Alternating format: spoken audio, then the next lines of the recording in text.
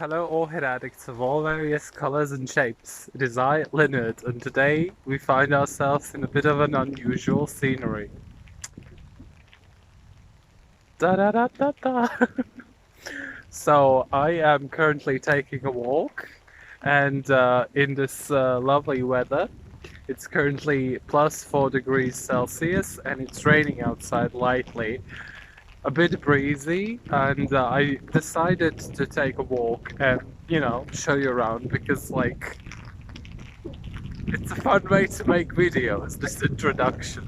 So, like, look at the surroundings, like, this is the village where I live at, trying to get a good angle, and this is what's the weather right now for the middle of January, aka winter, and it's in Latvia, which is in the more or less northern part of Europe. There's no snow. I don't believe I've ever experienced something like this in my whole entire life. Middle of January, no snow, relatively warm weather and rain. It's funny. And yeah, the point why I'm wanting to make this kind of an introduction is because, like, for the past while, I've been sleeping excruciating amounts of time. My arm is getting wet. Uh, so, like, today I woke up at literally noon, like 12, like a.m. And the first thing I felt when I woke up was immense exhaustion. And I made a list of things I want to do today, and one of them is make a bloody video weekly.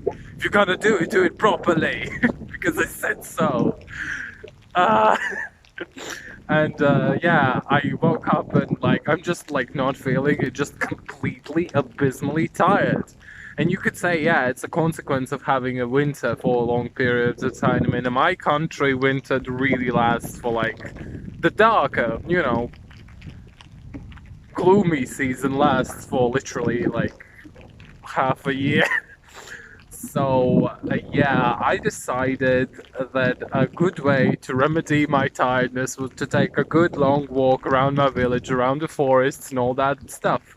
So now I'm doing it, and I'm feeling a little bit refreshed, fresh air, green surroundings, connecting with nature, all that good stuff. It's good for you. It isn't, like, neither wise, neither natural to sit by your bloody computer screen all day long, by the way. So yeah, it's really curious because I'm taking vitamins like D vitamin, B vitamin, magnesium, and all that stuff. Still bloody exhausted because, like, if you have gloomy winters, you need D vitamin to be able to survive because you get that one from the sun. So yeah, I think I'm gonna finish rambling about now. You can enjoy the background of where I'm in. It's a very beautiful place. A lot of, places to see and be and walk in. It's really pleasant. So yeah, that's it. And stay tuned when I'm gonna be in my home. I hope it's not gonna be pitch black by then. And we're gonna do some more hit stuff. So yeah, thanks for watching this funny introduction of mine. Alright, Orchid friends, I am back in my house and here I'm showing you some of my beauties that are honoring us with some wonderful blooms. As it may have occurred, I am home and it's already quite dark outside. I took a little break, finished watching The Witcher. Very good, would recommend. Utterly brilliant, absolutely juicy storyline, definitely different from the games. Would recommend. Now I need to finish watching Doctor Who. A new season has started and I haven't even finished the previous one. Well, anyway, here I'm showing you my yellow Phalaenopsis novelty hybrid. This is Sogo Manager as I have identified it, not exactly 100% sure. You can see the blooms are, green, yellow. In real life they are a bit paler, well, quite considerably paler. But these blooms have just freshly opened, and they are not in their full color, and you can see the bloom has not obtained its full round shape, so they are yet to open completely. They've only been like opening for a couple of days. I haven't even felt any fragrance. And here is my fancy Oncidium, whose name I have not yet memorized from the top of my head. And you can see it has opened all of its blooms now. Unfortunately, I have only my indoor fancy camera lighting, so you can't really see the colors as they would be in daylight. This is a bit of a washed out effect, but as you can see, it's quite a lovely, a bit pendant display. It's really nice.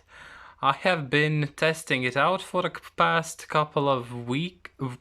week, yeah, and no fragrance, just very beautiful, elegant blooms in a gorgeous color. Okay, that's that. And I also wanted to show you my pride and joy, my new coffee mug, which is from my workplace, where I work in reconstructing chimneys. Just joking, I wanted to show you my hibiscus. Okay, now this color is absolutely oversaturated. This is a wonderful filled hibiscus flower. I'm not a big fan of it, but it's really glorious. It's quite big. The colors are not being picked up correctly. Hopefully you will see it in like a future video in daylight. Today I just like need to get this video done because I need to keep my promise to myself.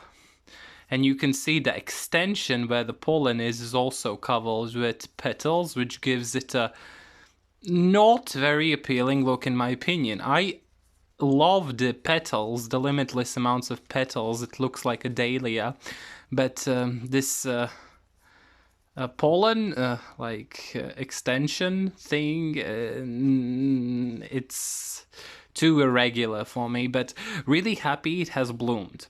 It hasn't bloomed in a very long time. I think I got it from a neighbor. I don't know. Well, anyway, today is actually not a talk about blooms at all. Today I wanted to talk about virus orchids.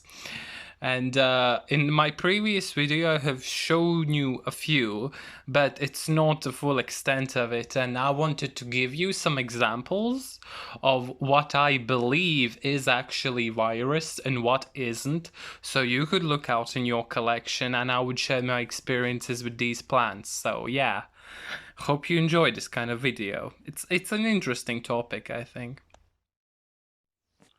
Alright, so here I wanted to start with some definite examples of plants which I believe are virused.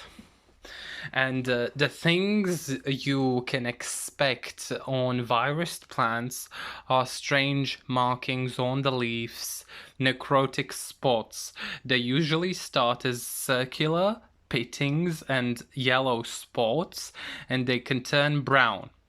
The law is that they appear randomly on the leaf in my experience. As I'm going to show you farther on, there are some similar examples of leaf damage, but that does not mean those plants are virus. That's just leaf damage for other reasons. Now, one of the definite examples that I'm quite sure I'm convinced is virus is this Phalaenopsis vanda hybrid. It's called Irendopkin.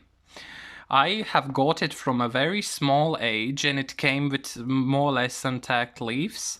But these ones, the latest ones, the bigger ones, it has grown, have shown signs of damage. And this new leaf is not showing any yet, but I'm sure they will appear. And you can see there are some yellowing pittings in the leaves who have a circular shape. And you can see there is also something odd going on here. Some yellow pittings who are turning black. Now, they usually also appear on the other side of the leaf. Not really showing here that much.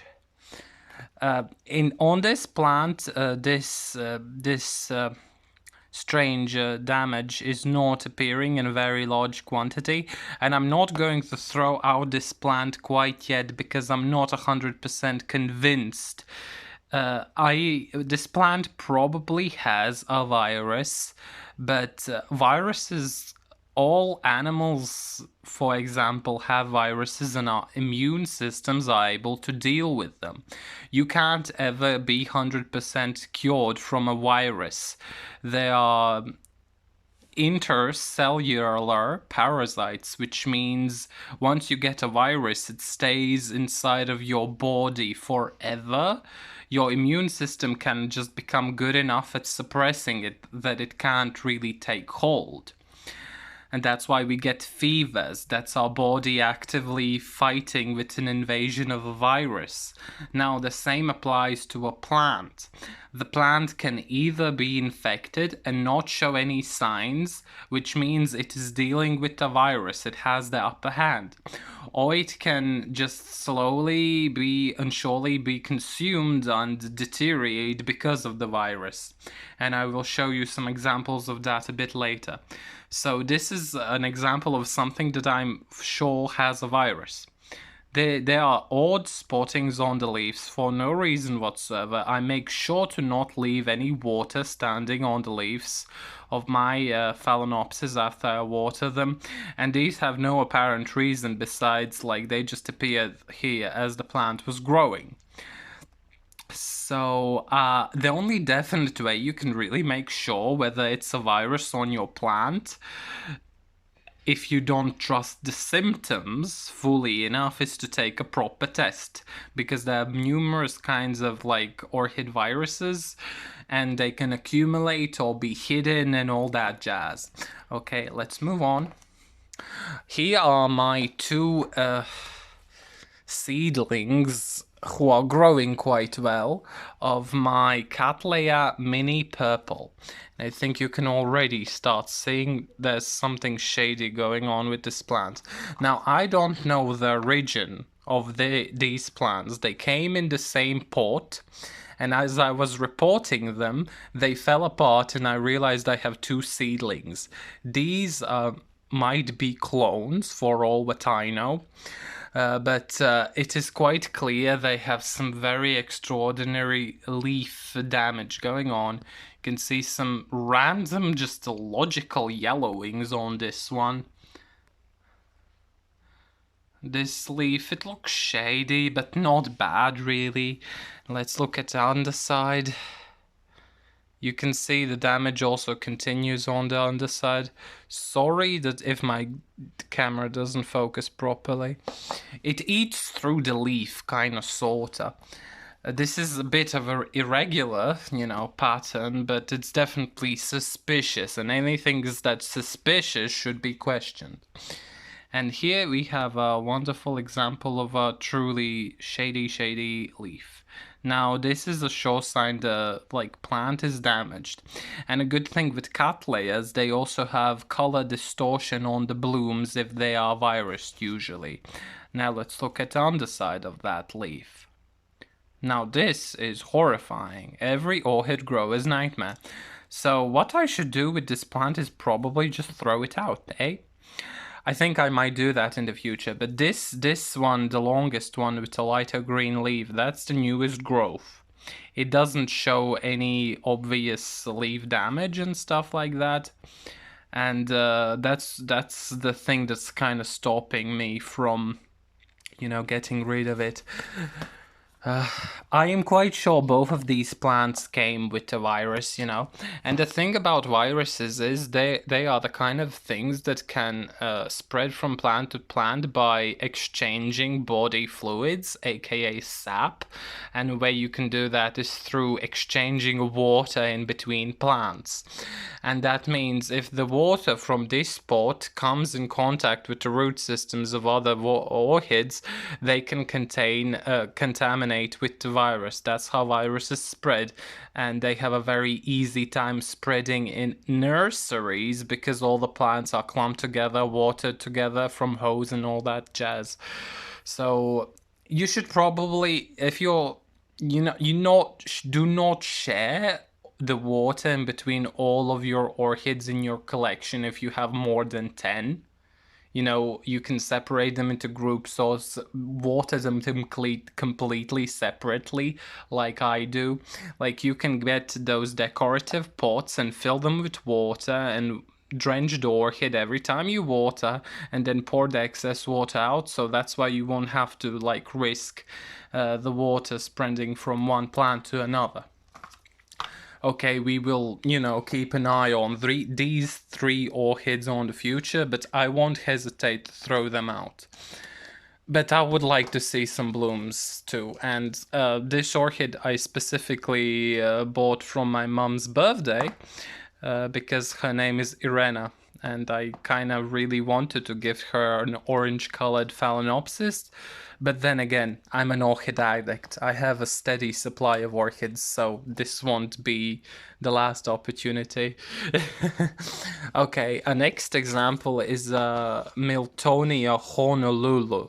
Now, this is a bushy plant, but it's been neglected. You can see it has huge older pseudobulbs, and the newer ones are smaller. This plant has been set back because I reported it in a way too big of a pot. You can see it doesn't have a lot of roots coming out. You can see some, but not too much. I did not water this orchid enough, and you can see it on the leaf distortion of the shape. Your Oncidiums get the shape when they don't have enough water and stuff. But now it's thankfully creating some growths, but you can see they don't look particularly happy, especially this one. It might rot off. It might be from overwatering, it might be from a virus. Why I think this plant has a virus is because of a very odd patterning of the color on the leaf. Hope you're able to pick it up. Please focus. Yes, look at this. Look at this random distortion of color on the leaves. Look at this. This is suspicious. This is very suspicious. On here. This might be just, all the leaves getting old and getting ready to be dropped off, but this is suspicious. This is under question. But a thing about Oncidium type orchids, they're usually very finicky concerning to their leaves. And the moisture levels in my house are around 45%. And that might not be enough for some more moisture loving orchids. So it is often seen that Oncidium type orchids develop random necrotic spots. Because of their intolerance of some environmental factors. But in the combination of this color striping, this yellow color striping, I'm quite sure this might be something a bit more dangerous. But the plant seems well. It's a big sign that your plant is sick is failing new growths and a poor production of new roots. If you have good circumstances, if you water properly and all that jazz, any orchid should most usually recover quite swiftly, unless it's a species which might be a little more fragile, because there are types of orchids who simply have a hard time recovering. But if you see new growths popping up and the plant is hydrated, look, it's plump, and you can see the growths are failing, which one already rotted off on this plant, you should raise an eyebrow and perhaps throw it out and get a replacement. This is also under quarantine and under, examination. Now, what we have over here is an orchid I gifted to my mother on Valentine's Day. I feel shame. This is Oncidopsis or Buragara Nelly Isla. Now, this was a wonderful plant with quite a few leaves and starting new groves who had beautiful, pretty, red-colored Miltoniopsis type of blooms who had a rosy, citrusy, lemony fragrance. It was all gorgeous. Now look at it now. I potted it in sphagnum, it started going downhill and all that stuff, and you can see this plant is beyond redemption. My mother decided to, pot it up in some usual, let's say, orchid mix, which I am not particularly approving of, and you can see the leaves have, strange color. The new leaf is failing. This has failed. The new growth is failing. The roots are failing. Everything is failing. This plant is dying. I don't know what this is. This might be a virus. This might be just some finicky incompatibility of the environment, because this is a Miltoniopsis hybrid who are known to be extremely finicky. But in my environment, we don't have high temperatures, especially for half a year. They stay around 22 degrees Celsius indoors. And this place where most of my orchids are grown is the sunniest room and the coolest room. So for a Miltoniopsis to be suffering so bad just is illogical, considering it has a lot of moisture around the root system. This is a goner. If you have something like this, just get rid of it. Its growths are failing. Now, here I have my Zygopetalum. You might have seen it as a gorgeous plant when I received it from Orchid Garden. This is my Zygonesia Murasaki Komachi. Well, Zygopetalums are known to be extremely fussy orchids, and rarely who has a good time growing them. Even adept people at growing orchids don't really seem to figure out what's going on with this plant. Now you can clearly see it's refusing to die off, but it's in a very sorry state. I got it, and I replanted it in sphagnum moss, and after some months, it started getting black spots on its leaves, and they started to get more and more intense, overtaking the whole leaf. Eventually, all of the leaves fell off. This plant started to create new growths on numerous occasions, and all of them failed. At one point, it even tried to produce 6 new growths, but all of them failed, and now I'm quite sure it doesn't have any roots left, and this is all that I have. This is a failure. This is an orchid which is a failure. It's just clinging on to life, but this is beyond recovering. It has a problem. It may be environmental. I'm quite sure it's a sickness, a disease, but it won't be coming back from the dead, especially with those overwhelming and suspicious black spots on the leaves. Now this is turning into a very long video, but I won't be keeping it on for very long. A couple of more examples, and then I'm going to show you some examples of plants which do not have viruses, I'm quite sure. Okay, I believe you are seeing a familiar sight. My teacup. Coffee cup. Okay, well, let's getting on with. So this is my pink no-ID Phalaenopsis. I am sure this orchid is suffering for a prolonged and severe case of orchid flake virus, which is killing this plant softly. So, look, a bunch of tiny yellow spots, yellow pitting, yellow damage on new leaf. It's just like slight pitting in the leaves. Now, this is not the false spider mite, which might create similar pits in the leaves from sucking out the juice. I don't have the false spider mites, but what I do have is a lot of dust on my leaves. Sorry for that. Now, you can... this is a gorgeous example. Sorry for the blurriness. Look at this. Gorgeous example of a virus-affected leaf. Gorgeous. Get this out of your collection. Simple. Even the flower spikes are showing... focus. Even the flower spikes are showing damage.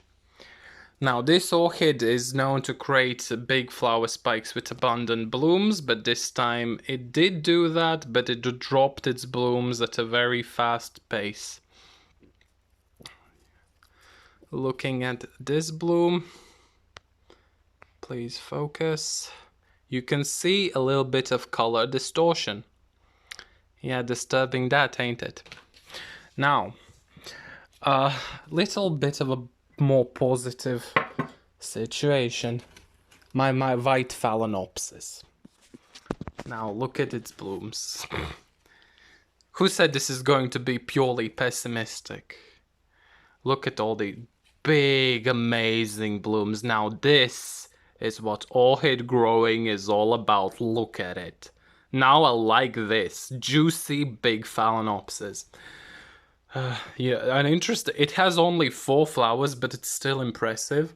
And on the other spike, it has 3. Gorgeous. You know, you see this is a bit smaller bloom. That's because it's recently open. They expand and get this fuller, wider shape. Look at its flower spikes. Now, this spike was created, I believe, 2 years ago.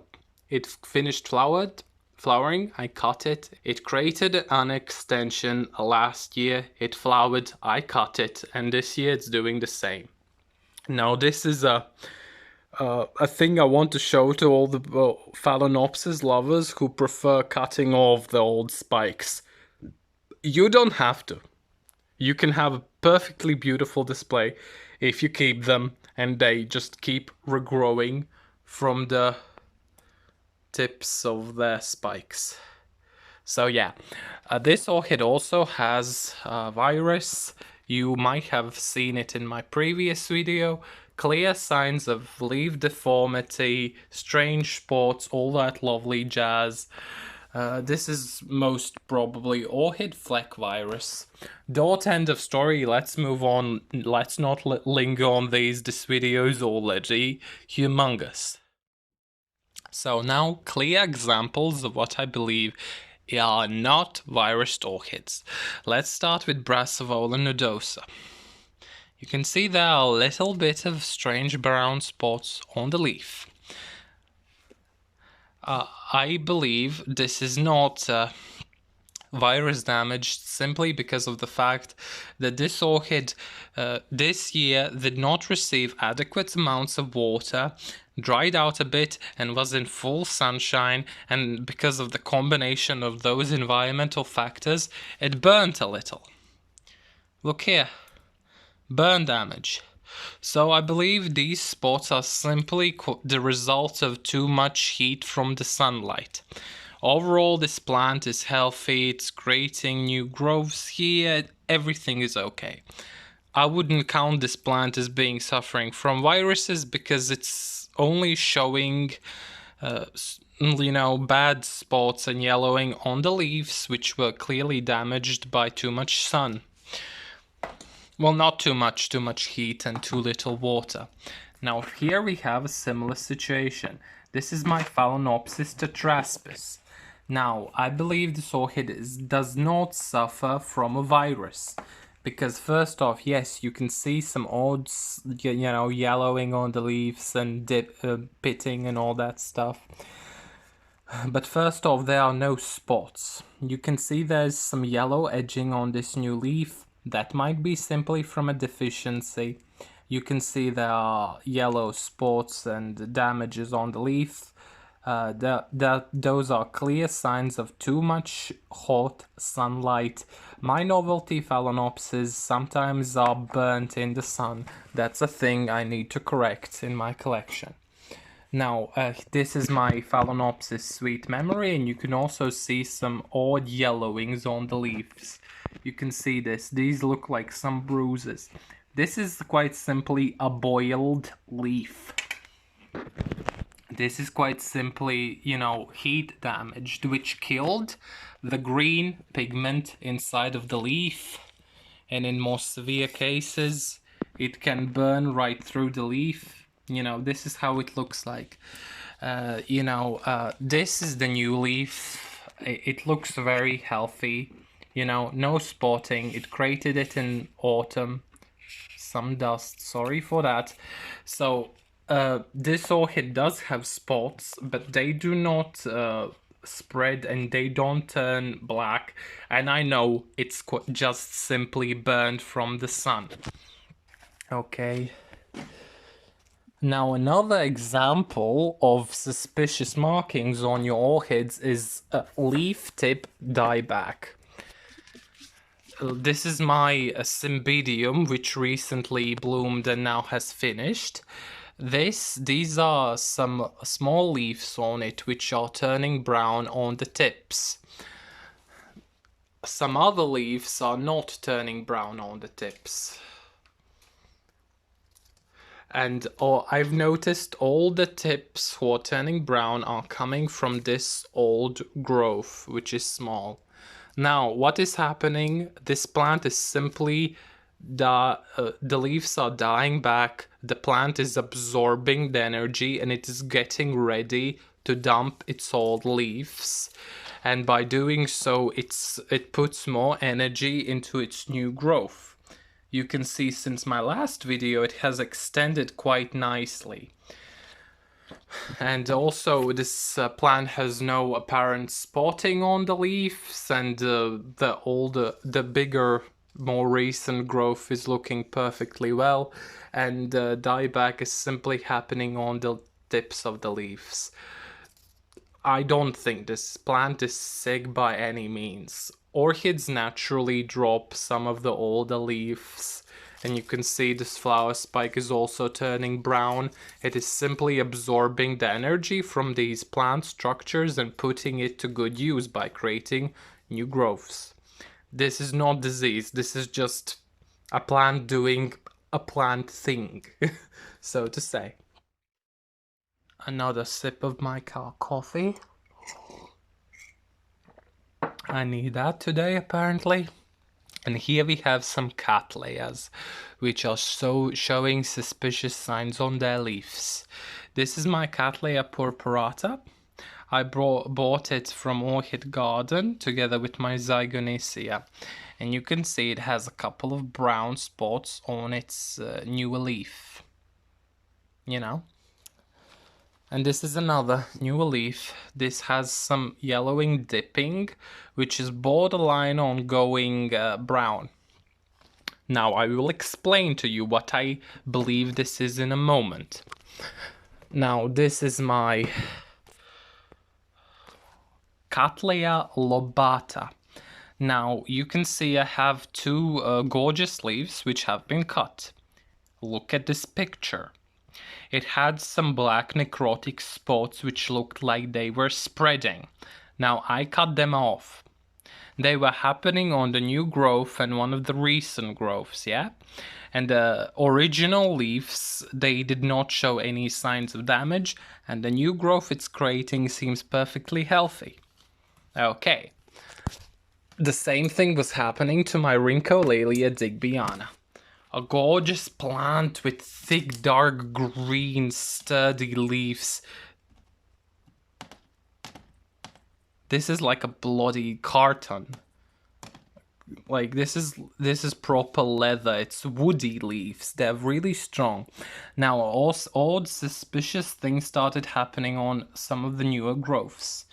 Look, brown spotting. You know, see this leaf? I cut it off. Look at this picture. Also, severe necrotic spots. Now, look at this. What is this? This is my Cattleya volkeriana. Also, look, the same thing, just in a lesser scale. Yellowing spots which turn brown. Now, what do you think it is? It is known amongst Cattleya growers that sometimes if the plant has certain deficiencies, the leaves tend to develop necrotic spots. The culprit of this is the lack of calcium.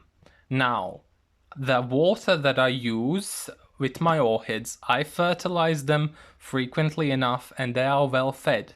But the water I use with my orchids is always purified rain water.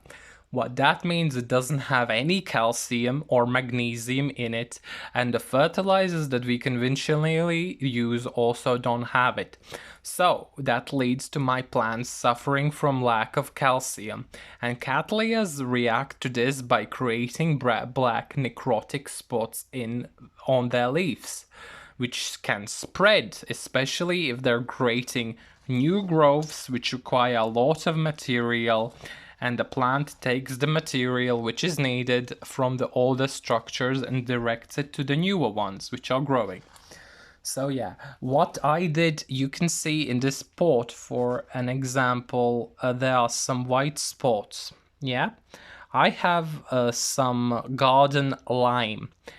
It contains calcium, iron, and magnesium, all that good stuff. People use it to fertilize their grasses usually. Now I bought it and sprinkled it on in my pots. You can see it here. And it comes in these hard grains which slowly dissolve when in contact with water. I always soak my orchids, yeah? And by doing that, I release calcium in the orchid pot, and the orchid can absorb it. And because of that, I'm no longer receiving such an excess of necrotic suspicious spots on my cattleyas. And I can tell you that you do not need to cut them. I'm gonna show you an example.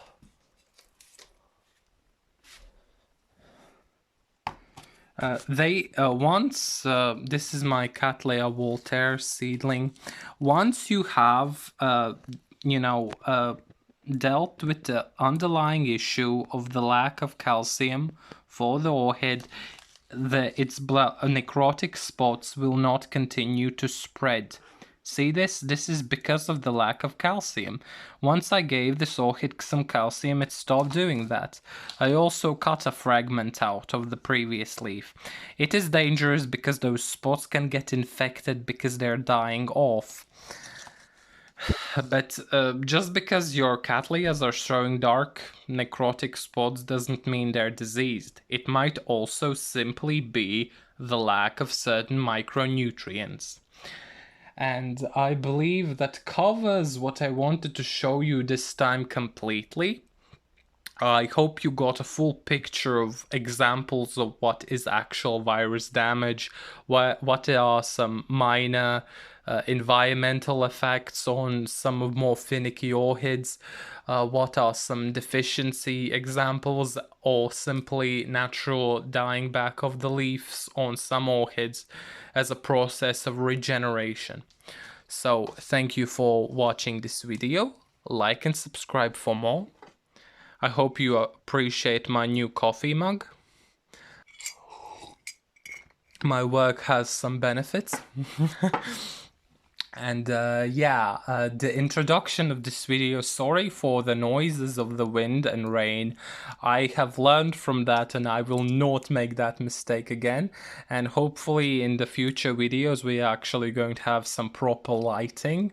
So stay tuned for that. Happy growing. Thank you for watching this video if you stayed till the end. I know it's hilariously long, but this is something that I really wanted to share. So yeah, cheers, bye.